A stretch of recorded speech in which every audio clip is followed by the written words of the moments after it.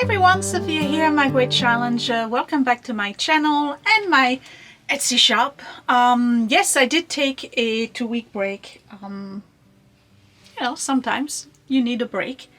And I'm back and I have fabulous finds for you today. Lots of pottery and the rest is mostly fine bone china. And I'm not gonna lie, I probably would keep every single one of those items. So let me start with the first one, which is the one that's in the thumbnail. All these items will be posted in my shop, Frenchy and Tubby. The link is down below and up here tomorrow, Friday at 5 p.m. And that would be, let me see, today is the 4th. I took a day off today. I had to see my doctor. 4, 5, 6, 7, the 7th at 5 p.m. So Eastern. First one, this. It's beautiful. And you know, we used to have just such beautiful items in our homes. And I think this is one of the reasons why I just don't go to the big stores anymore, you know, the Targets and the Walmarts and all of that. Because I'm looking at tableware and I'm kind of like, you know, there's really nothing that I like. It's just, nothing is appealing to me. But this, I totally would go for that. This is Royal Doulton. You all know Royal Doulton. And this is fine bone china. The pattern is called Arcadia. And the pattern started in 1956. They stopped doing it in 2000. So I don't know how old this is. Obviously vintage. It's a beautiful pattern. Let me put my other glasses on. I broke my reading glasses. I have to wear my Clark Kent readers. They work just the same. Oh, it's such a pretty pattern. Look at this thing. Let me give you a close-up. Here we go. Beautiful spray of flowers. We got lilies, and we have some, I'm not sure what you call those. What are those? The ones that open and close with daylight. The name escapes me. So we have lilies and we have some daisies and other flowers. It's just gorgeous. So there's this on one side and then a little bit less flower on the other. And then the bowl is also decorated and it has a gold rim on top. It's a footed bowl and it has a double gold rim on the bottom. And it's stamped Royal Doulton, made in England. English fine bone china, Arcadia is the pattern. It's stunning. It is absolutely stunning. It's in very good shape. The gold has a little bit of fading. Obviously it's been used. So now this was sold as a salad serving bowl. Obviously a bean salad, not so much lettuce because it would fill up very fast. So fruit salad, bean salad, slow type of salad, anything that's chopped. It is beautiful. This is the kind of bowl that is so pretty you just want to display it, really. I mean, use it if you want, but you just want to display it. Look at this thing. So pretty. And prettier than what you find at the store today. I mean, really. So elegant. And they paid so much attention to design. None of them are repeats. There's a rose right here. There's some trumpets right here. Yeah, none of them. Glories. Morning Glories. That's the name I was looking for. There's just more trumpets in purple. No repeats. Beautiful bowl. So Royal Doulton serving salad bowl from the Arcadia pattern. Started in 56, stopped doing it, discontinued in 2000. Okay, next.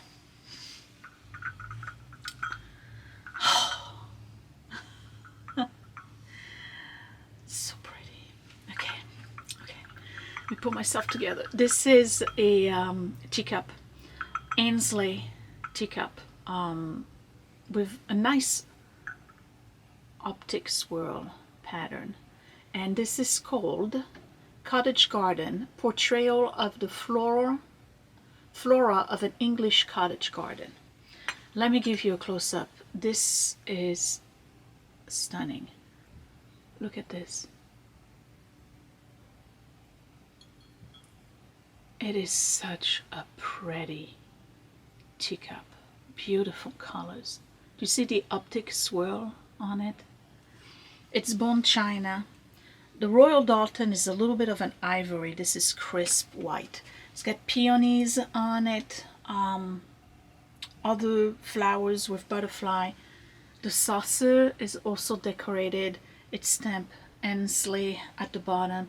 It is a beautiful, beautiful teacup with a little bit of a scallop on top.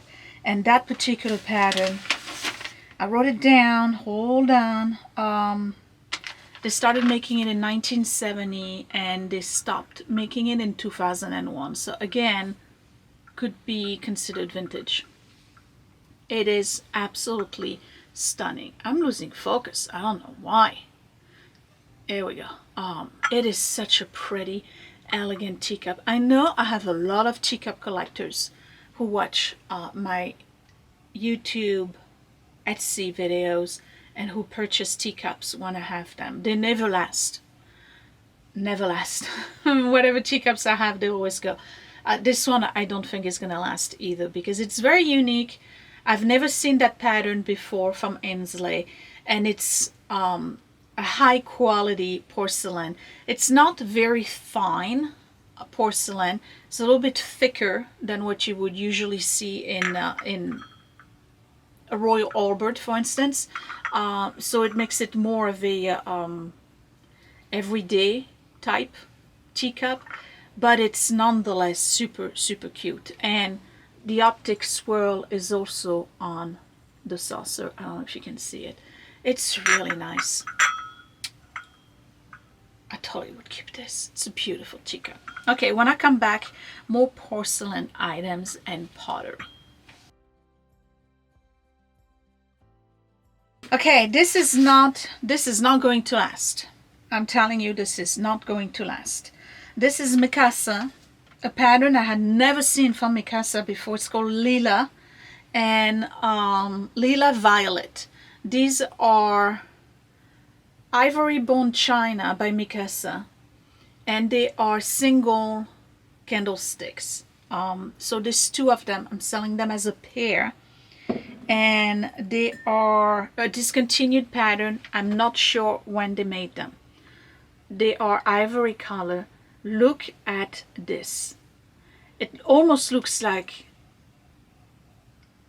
a lotus flower. I mean, it's scalloped.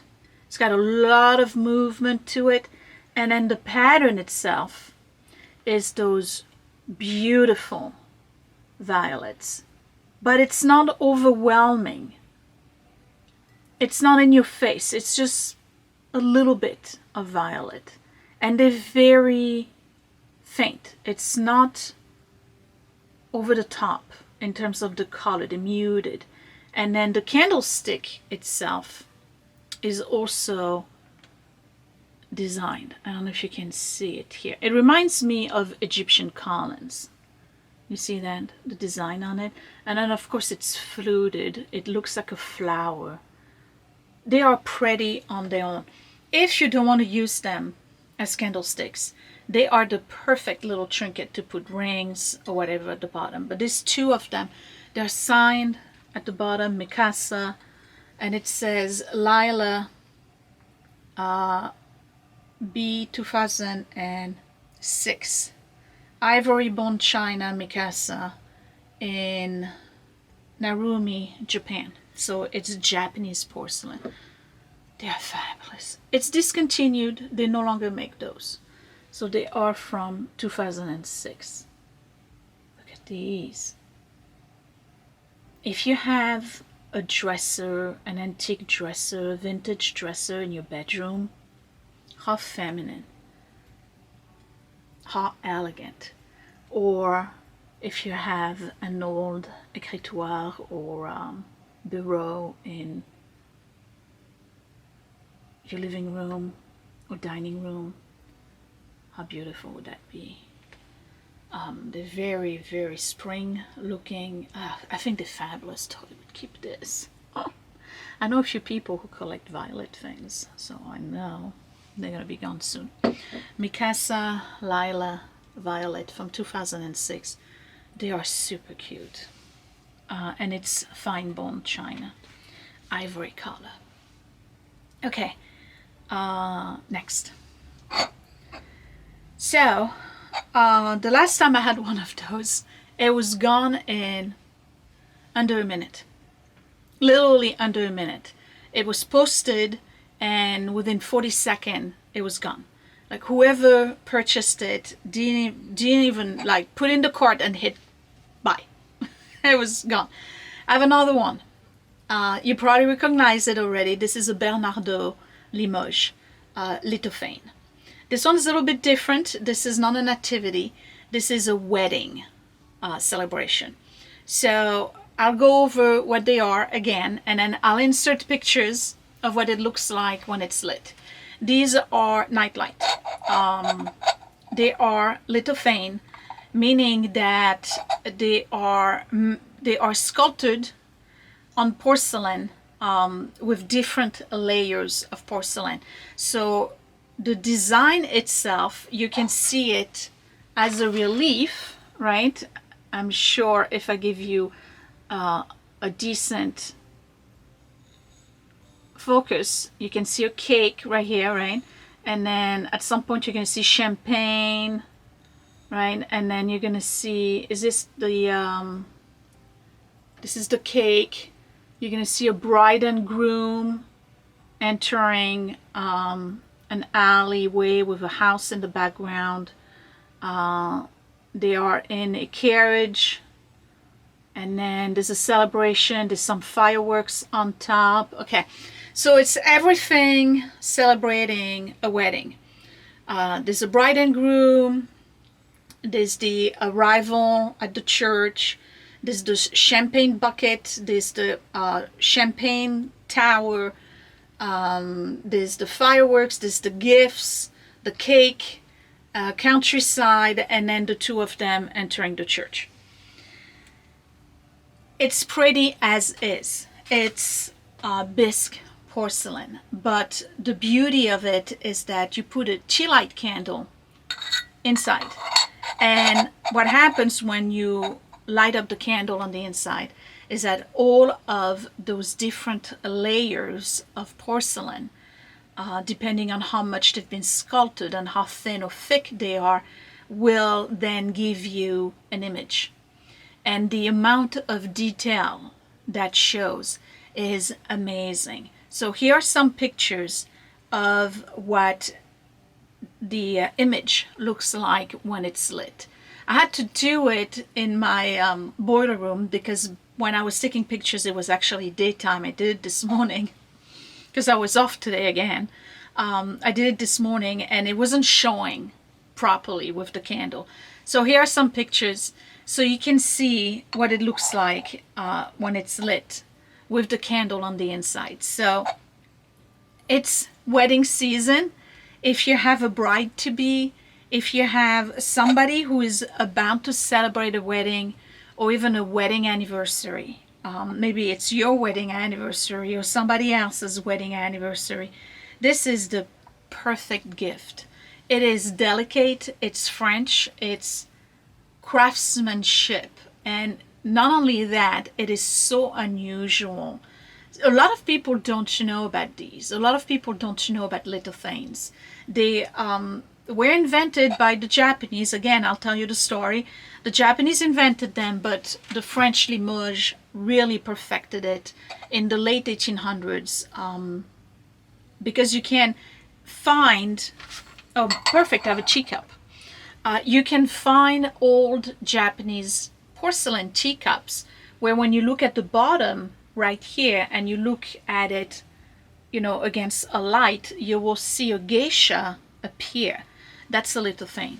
So they started doing those, but Limoges really perfected it, and Bernardo in particular really perfected it. So they have a slew of those. They have a whole collection of those. They make so many different ones, and they can be quite expensive. But this one is the wedding anniversary or wedding celebration, and I think it's darling. It's really pretty, and it covers everything about the wedding day, from the arrival at the church, the celebration with the cake, the champagne, and then the returning home as husband and wife in the little carriage. It's so romantic. Anywho, it's a Bernardo Limoges dome porcelain bisque. Another one that's not going to stick around too long. Okay, when I come back, pottery.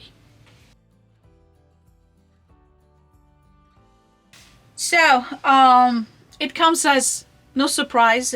I think you all know by now that I love pottery. I love to see it, to touch it, to use it. I think the organic feel of pottery, there's something very special to it, and it's something that you don't get from the mass-produced stuff, ceramic stuff that again you find at the box stores. I really like studio pottery, and I love rustic type pottery. I always find pottery pieces, I tend to pick them, I touch them, and I go by feel. They have to feel right. If they feel right, I pick them. If they feel kind of meh, too light, or there's just something that's missing, I leave them on the shelf for somebody else. So when you see me pick pottery, believe that it's a good piece. Okay, so here's one. This is by Bill Atkin. Bill Atkin is a potter from Aspen, Colorado.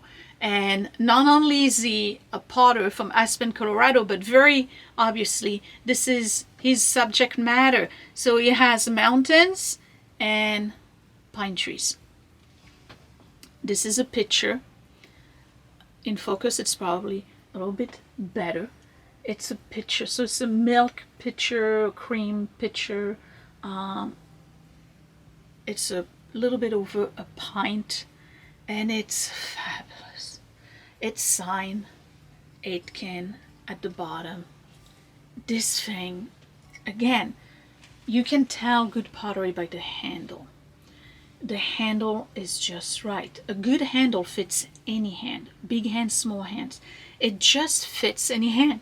This one is, it almost feels like it was made for my hand. And when you're gonna carry this, you'll be like, wow, it almost feels like it was made for my hand. Because that's how you know a good potter. This is fabulous. Look at this. Look at his designs. So it's different glazes that he uses, and then what he does is that he burnishes them, so he throws some flame on them, and then parts of it disappears, other parts stay, and what stays is what you see here in dark. So that's how he creates that crest on the Colorado mountains, and then the trees right here. It's a beautiful gradient of light gray to dark blue, nice rim, beautiful spout. It pours beautifully. I tested it.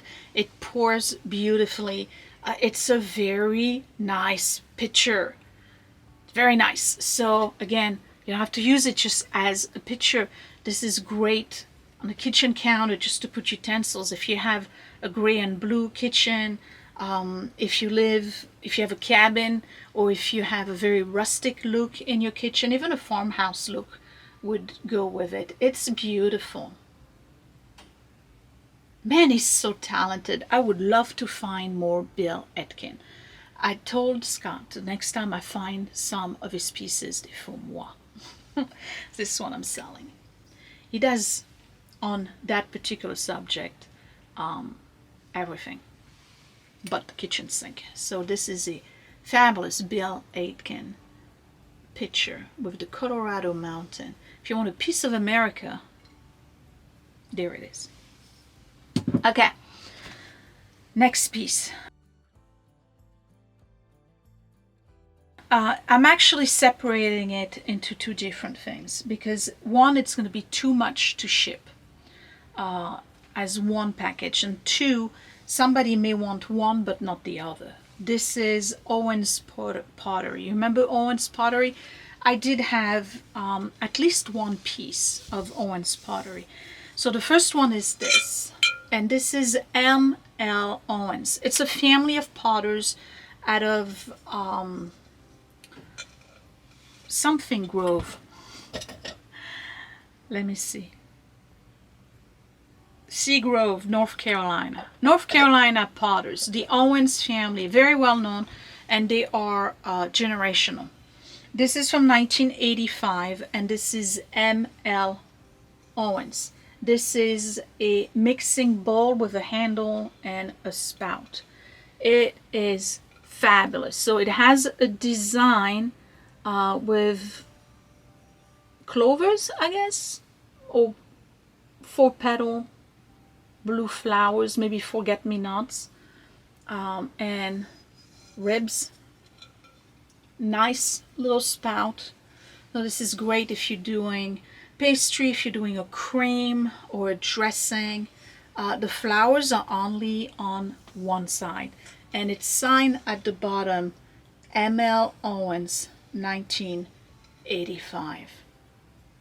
Another one where the handle is just perfect. It's got a good grip to it. It's a beautiful bowl. Look at this thing. It just feels right. That's how you know. The renowned North Carolina potters, the Owens. Very, very known. So I have one bowl, but separate from the bowl, or the mixing bowl, I have 6 of these bowls. Same pattern. These are a little bit thinner in terms of the clay, and these are not signed M.L. Owens. They are stamped Owens Pottery, route, and then there's a number, Seagrove, North Carolina. And they all hand painted, thrown on the wheel, and there's 6 of them. Not a single one of them is a repeat of the other. They all handmade, and it's 6 of them. They are in perfect condition. I checked them out. I don't have a single chip, not a crack, no crazing. I don't know how old these are. The big bowl is from 85. I'm going to assume these are from the same year, or at least the same decade, we're going to say. But this is the same pattern. So you can either purchase them separately. If somebody wants just the bowls, they are beautiful. They can be soup bowls or cereal bowls, or you can buy the mixing bowl and then the 6 soup bowl if you want a full set. But I'm separating them.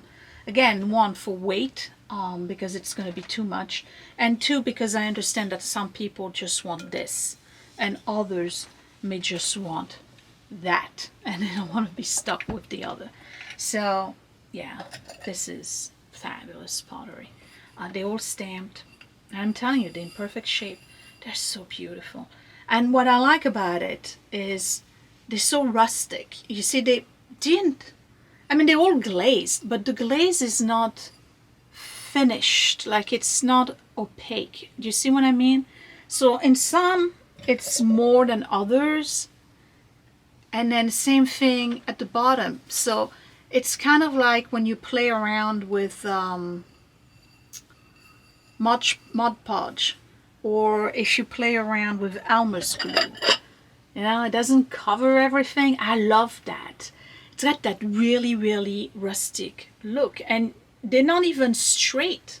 When you look at them, you can see that some of them are a little bit lifted on one side because they're hand thrown on the wheel. They're entirely handmade. This is about as studio pottery as it gets. They are phenomenal. I love those. Would totally keep them.